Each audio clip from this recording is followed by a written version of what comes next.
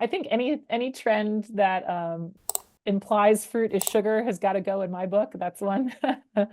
Or any of the complete anti-sugar stuff, like you have to avoid all processed sugar, because it's just not realistic. And I think, after being through so many trends myself and just kind of coming to a place of knowledge, but also looking at what's really sustainable and what people really need, it, I guess, grinds my gears to see all this stuff that it's just like, guys, this doesn't work. I don't know who your clients are, but this is not going to work. And so I like to push back against those for sure.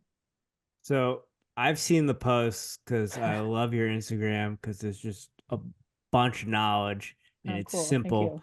you. You just said fruit is not sugar. Can you inform our audience why that is the truth? Yeah. Yeah. And it's a little bit tough. I mean, that sugar, explaining the whole sugar conundrum is a little bit tough because fruit does contain sugar. And in fact, it does contain the same molecules as table sugar. So fruit does contain the fructose and the glucose molecules that you find in your table sugar. The difference, though, is the dose that you get.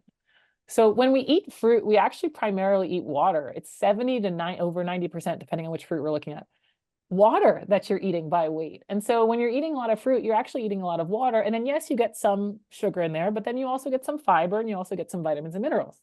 Conversely, if you eat table sugar, you're literally just getting sugar. Or if you eat something like, I don't know, a candy bar, it's primarily sugar and fat, but it's not a lot of water. It's not a lot of vitamins and minerals. And it's certainly not a lot of fiber. And so they're quite different when you look at their overall composition. And also when you look at our behavior around it.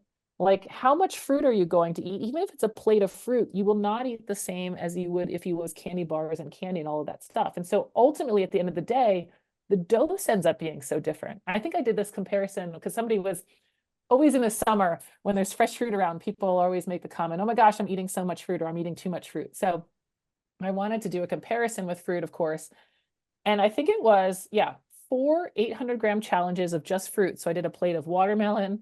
Let's see, I think it was cantaloupe, mango, and pineapple. So 3,200 grams of fruit had less total calories than a pint of ice cream. 4 dinner plates of fruit had less total calories than a pint of ice cream, which I don't know about you, but I've certainly had a pint of ice cream in my life before. The people will have that and be like, oh, I treated myself or something like that, right? But then be too cautious around the fruit. So what I'm trying to get at is ultimately, because of the way it's packaged, the dose of sugar is so low that no, we're not overeating it. In fact, it's quite healthy to the diet.